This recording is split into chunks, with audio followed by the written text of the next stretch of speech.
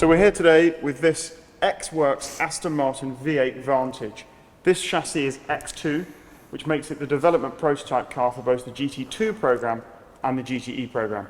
I'm Harvey Stanley. This car is due to be sold at the RM Sotheby's London sale at the Peninsula Hotel on the 2nd of November. Now I'm joined here with racing legend Sam Hancock, who not only is one of the leading coaches in historic motorsport today, but was lucky enough to be racing in period at the same time that this car was running. And you drove one of these V8 Vantage cars. I did. I was very lucky to have a brief spell on the Works squad.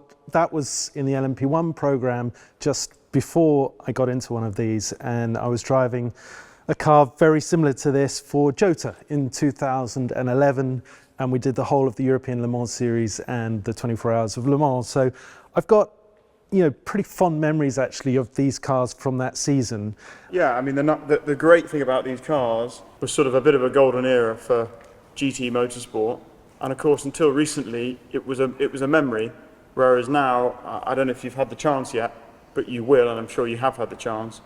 There are two very exciting series in Europe, the Master Series, the Peter Auto Series called ERL, plus in the States you've got Daytona, Sebring, plenty of places to race these cars in America, so suddenly these cars are fully back alive again. They are. And for all of the same reasons that the categories were so popular in period, is these are very gentleman driver friendly. The whole concept of the GT categories, GT2 and GTE, of course you had the pro classes where the regs defined that as being all pro driver lineups, but the cars were designed from the very earliest concepts to be friendly enough for the amateur racers, which is why the categories thrived. And it's why cars like this, I mean, if I remember, the V8 Vantage raced for nearly 10 years successfully, winning Le Mans, winning everything over that duration, because it's friendly for the amateurs, but also really potent in the hands of a pro.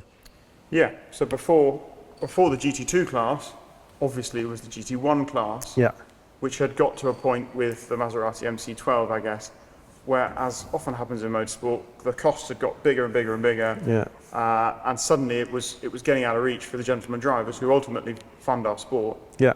And so Dave Richards, at the height of his ProDrive AMR successes, obviously came up with the idea to build, as a response to the DBR9 GT1 car, a cheaper GT2 car that would work for that gentleman series. Yeah, and you have to remember that everything that went into the design philosophy of this GT2 car, GT2, GTE, depending on what year we're talking about, came from the very successful DBR9 program. So, quite often various manufacturers would, the road cars would form the basis of the race car, and the race car would not necessarily be quite that evolved. But the DBR9 program in GT1 was so well funded, so successful, so developed over so many years, all conquering, won everything. And you have to remember the DBR9 program was on the back of the 550 Maranello program. So all of those years of technical know-how that ProDrive accumulated was poured into the creation of this car.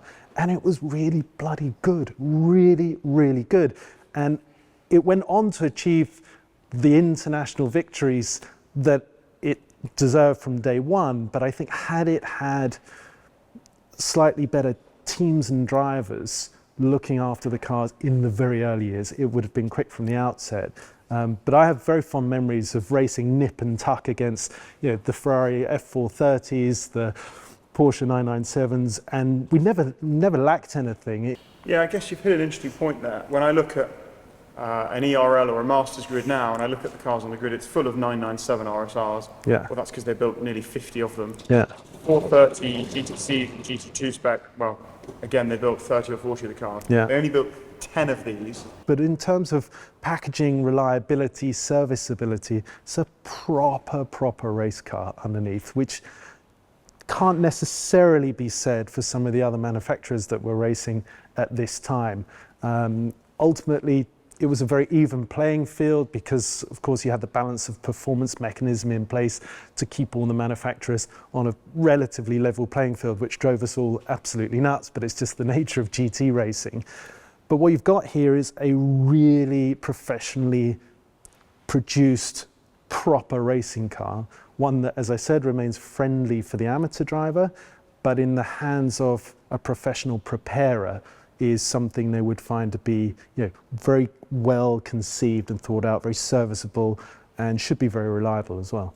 When you do your first few laps, you've got enough of a road car feel to immediately feel like, okay, I'm at the wheel of something that I can predict, I can sense it's underneath me, but then there's another level that you discover that's largely to do with the aero, particularly the front splitter, which is really, really effective. When you get your ride heights bob on, you access a whole other level of downforce, and you have to kind of start incorporating a driving style that you might think is more similar to how you drive a prototype, really, really late and hard on the brakes and turning in heavily with that brake pressure. And you would think that with a GT car, that's the point at which you'd probably start losing the rear and trigger a bit of a pendulum effect. But that was always this car's great advantage. And it doesn't take long to discover that driving style, but it is one that's surprising because you wouldn't expect it from a GT car. It's something that's a bit more akin to a prototype. So Sam, in your current life, you spend an awful lot of time coaching gentleman drivers in the historic scene and trying to get those drivers on the pace, shall we say. I think potentially one of the misconceptions with this era of car for a gentleman driver would be that it would be very hard to drive, it would be quite scary, it would be intimidating. It's slicks, it's wings. A lot of guys might never have driven a car anything like this, and this is top level of motorsport, 2008, 2009. Yeah. How are you getting on with your gentleman drivers in this sort of car? It's a topic I talk about a lot because there is a big misconception that this kind of, let's say, the new young cars that are suddenly considered historic and eligible for this scene are a bit intimidating, a bit scary, and I get it. In fact, it's a good time. I've been gagging to get back in this car, so it's a good time to climb in, and because I think when you do get in, I can understand why amateurs would consider this quite a daunting environment, because it is dark, it's overwhelming, you've got quite wide A-pillars that seem at first to rob quite a lot of the view. But as soon as you drive out of the pit lane exit for the first time, open the throttle, you realize that everything is significantly more calm, smoother, better balanced than any of the older historic cars that traditionally make up a historic racing paddock. And it only takes a few corners to realize how much mechanical grip there is.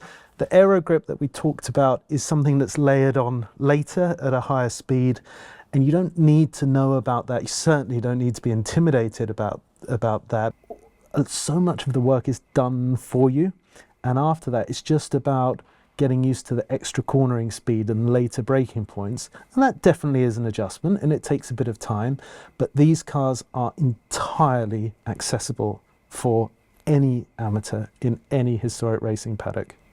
It's nice to see these cars out again. It's nice to see them living and having another roll of the dice. It's given me a second career, which is great. And I think that people are surprised at how fun they are, how raceable they are. There's lots of contemporary categories that have had a buzz about them. People saying, the 90s F1 cars, they're going to be the next big thing. But there's a big difference. You're not going to find so many people willing to go door handle to door handle, not that they have them, but wheel to wheel, let's say, in something like that. Whereas the reason the grid is so popular is because everyone's finding they can jump in, have a huge amount of fun in a really historied car that's really rewarding to drive. And there is an element of collectibility to a lot of these cars. I think that's a hugely important point. We spent most of this conversation talking about, I guess because we're both drivers and we like racing, we spent a lot of time talking about how one could go racing this car.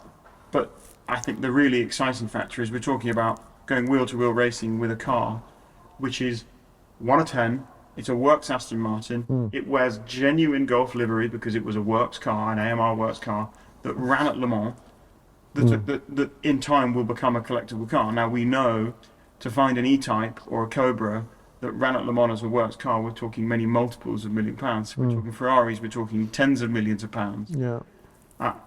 And so, unfortunately, and perhaps one of the reasons historic motorsport is going a little bit more this way, is for very valid reasons. People are no longer going to be racing, particularly history Ferraris, because it doesn't make financial sense to be racing those real cars. Yeah. Nobody really is racing E-types with really fantastic history because, you know, risk versus reward isn't there. Whereas actually, people enthuse about historic motorsport in the 90s and early 2000s because you would have real short wheelbases going door to door with real GTOs. That's what I love about these Endurance Legends grids, whether you're talking about Peter Autos or the Masters equivalent, is these are all real cars. Yeah. There's no fakes on this grid. No replicas. No, it is really pure in that sense. And the cars are up to the job. They're tough, you know, they're very well built, they're very well maintained, they're very serviceable, which means that you can go and race them confidently and you don't really need to worry about the odd biff or the odd spin, or, you know, it's not really that big of a deal. It's all designed to be fixed. Yeah, and for a British guy or a British future owner, you've got a British car, Yeah. which is maintained, has been restored here with BBM in the UK and here at Pursuit. The cost of restoration of this car is circa £350,000. So you're effectively getting into a turnkey, ready-to-go solution. And better than that, here in the UK especially, the expertise and the know-how to run these cars is second to none. There's nowhere in the world, there's no shortage of skills in this country to run these cars at the very highest level. So in summary, you've heard it here from Sam, that these new series, especially the GT2 Focus series, are where the exciting part of historic motorsport is growing now. We've heard the merits of the Porsche, the Ferrari and the Aston Martin. They're all much of a muchness. Sam has a personal hankering for the Aston, maybe because he's British, maybe because he drove it in period. But certainly there's no doubt that on a level playing field are all three cars. The rarest of those three is the Aston Martin with 10 built, and of the 10 built, only 2 were works cars. This car, one of those 2 works cars, fully restored, race ready, and on sale at the Peninsula London sale on the 2nd of November with RM Sotheby's.